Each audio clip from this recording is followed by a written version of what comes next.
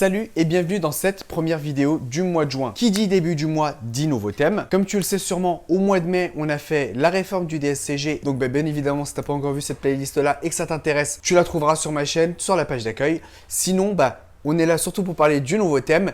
Et donc bien évidemment, le thème de ce mois-ci est les formations intensives pour la préparation du DSCG. Je vais utiliser le même format que le mois dernier, c'est-à-dire que je vais faire des vidéos courtes où je vais aborder un sujet. Et c'est pour ça que je vais te faire 3 vidéos sans compter celle-ci, tout le mois de juin et pas une seule grosse vidéo. Bien évidemment, je vais publier une vidéo toutes les semaines le dimanche matin à 9h30, mais ça tu vas commencer à avoir l'habitude si tu ne l'as pas encore. Et le but justement, c'est de faire des vidéos courtes. Vidéos courtes pour moi, ça veut dire quoi? C'est maximum 10 minutes et même plutôt aux alentours de 6, 7, 8 minutes. Si tu regardes la dernière playlist, ça tournait autour de 8 minutes quelque chose. Alors tu te dis peut-être... Les formations intensives, est-ce qu'il y a besoin de faire 3-4 vidéos là-dessus pour comprendre?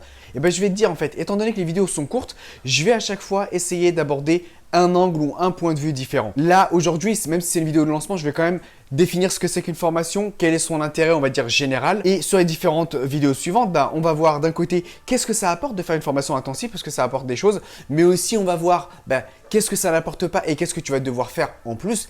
Et bien évidemment aussi, comment bien se préparer sur les formations intensives ou pour en profiter un maximum. Bien évidemment, ça reste que mon expérience personnelle, donc c'est que mon avis. Si tu as un avis différent, surtout, n'hésiteras pas à le mettre en commentaire en dessous des vidéos. Alors bien évidemment, tu me vois venir. Si jamais tu veux pas rater les prochaines vidéos et que tu n'es pas encore abonné et surtout que tu n'as pas cliqué aussi sur la cloche, n'hésite pas à le faire. Donc bien évidemment, tu cliques sur t'abonner. Tu cliques sur la cloche et sur toutes. Pourquoi je te dis ça? Pour une raison simple, c'est que j'ai regardé mes statistiques et il y a uniquement 20% des abonnés qui reçoivent les notifications. Si tu cliques pas sur toutes pour recevoir toutes les notifications, c'est YouTube qui choisit si elle t'envoie une notification quand je publie une vidéo ou pas. Bien évidemment, si c'est la première vidéo que tu vois de moi, tu te demandes peut-être qui je suis et donc je vais me présenter rapidement. Je m'appelle Amine, mais ça tu l'as vu au niveau du titre de ma chaîne. Alors je suis comptable salarié en entreprise depuis un peu plus d'1 an et demi. J'ai été en cabinet pendant plusieurs années avant et je passe le DSCG en candidat libre.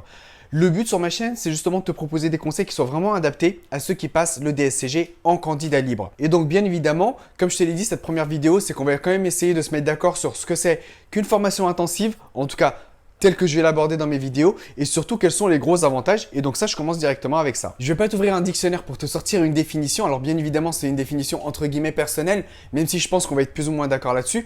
Tout d'abord, pour moi, quand je te parle de formation intensive, tout d'abord, pour moi, ce sont des formations quasiment où tu vas avoir que des personnes qui les passent en candidat libre. Ce n'est pas limité à eux, mais très souvent, c'est le genre de public que tu vas rencontrer. Ce sont aussi des formations courtes. En général, ça va être quelques jours, voire une semaine, grand maximum. Très souvent aussi, elles se font en présentiel. Et le but, parce que c'est vraiment la chose la plus importante, le but de ces formations, je te le recite pas exactement comme c'est mis sur les formations, mais en général, c'est te préparer sur la dernière ligne droite de tes examens, c'est te donner les points essentiels du programme, c'est vraiment, entre guillemets, te faire gagner un maximum de temps. Alors là, tu te dis peut-être qu'avec le coronavirus, avec les distanciations sociales, les mesures de protection, une formation en présentiel, forcément ça aura peut-être pas lieu. Et donc, quel est l'intérêt de perdre du temps à publier tout un mois entier des vidéos sur ce sujet? Pour répondre à cette remarque, je te répondrai par 2 points. Donc le premier tout d'abord, c'est que faut pas oublier une chose, certes avec le Covid-19, les distanciations sociales, il y a des contraintes qui sont actuelles, mais il faut bien se dire que plus on va avancer dans le temps, plus les entreprises vont s'organiser et plus de toute manière il y aura moins de contraintes. Donc c'est pas parce que aujourd'hui il y a beaucoup de choses qui se font en présentiel qui ont été annulées que forcément en août, en septembre, voire même peut-être début octobre, quand on lit en fait les formations intensives, ça va forcément être annulé. Ça va peut-être être maintenu, peut-être dans des conditions particulières, mais ça risque d'être maintenu. Et toujours dans ce premier point, et c'est pas le deuxième, faut pas oublier, aujourd'hui les entreprises se réinventent avec tout ce qui est fait en ligne, c'est-à-dire tout ce qui est à distance, on va dire réunion en ligne. Donc forcément, si les entreprises se réinventent, quand tu as un organisme de formation qui ne fait pas que des formations intensives de DSCG, mais qui fait plein de formations, tu te doutes bien qu'ils sont obligés de se réinventer pour ne pas faire faillite, ne pas être en difficulté financière, etc., etc. Donc, se dire que c'est pas un sujet important parce qu'il y a le Covid-19 et parce qu'il y a la distanciation sociale, je suis pas forcément d'accord. Les entreprises évoluent et c'est un sujet qui reste important. Et ça fait justement une bonne transition avec le deuxième point. Il faut pas oublier que si tu passes le DSCG en candidat libre, tu n'es pas à égalité ou en tout cas tu es entre guillemets désavantagé par rapport à un étudiant ou un alternant. Pourquoi je te dis ça? Parce qu'un étudiant ou un alternant a quand même un quota d'heures minimum qu'il fait à l'école. Quand c'est un étudiant, c'est 100% du temps bien évidemment. Quand c'est un alternant, c'est moitié du temps entre l'école et l'entreprise. Mais en tout cas, il a une période minimum où il a un prof en face de lui qui lui fait un cours et qui suivent un certain rythme pour la formation. Toi qui es en candidat libre, que tu sois en cabinet ou en entreprise, si tu as une période fiscale qui est un peu chargée, où tu ne peux peut-être pas réviser de janvier ou de février jusqu'à mai ou avril, ou en tout cas beaucoup moins qu'un étudiant, bah forcément tu pars avec du retard. Et donc ces formations intensives sont là d'une certaine manière en fait pour te faire rattraper du retard. Ça compense pas une année d'études d'un étudiant ou d'un alternant, mais au moins ça te fait rattraper du retard par rapport à ces points-là. Et donc pour ces deux raisons, dire que à cause du Covid-19, c'est pas intéressant de parler des formations intensives, si je pense que c'est important pour ces deux points. Les entreprises se réinventent et les organismes de formation.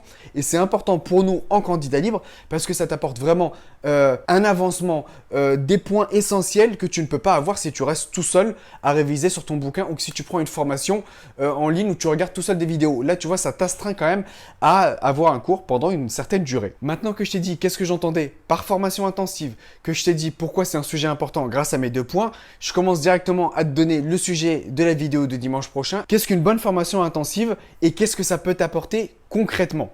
Donc, bien évidemment, tu l'as compris. Si tu passes le DSCG en candidat libre et que les formations intensives, ou en tout cas ce sujet t'intéresse et pense à t'abonner comme tu l'as bien compris, à bien cliquer sur la cloche, même s'il y a les deux petits trucs à côté qui disent que tu vas être notifié, et à recliquer sur toutes, comme ça au moins tu es sûr de recevoir les notifications.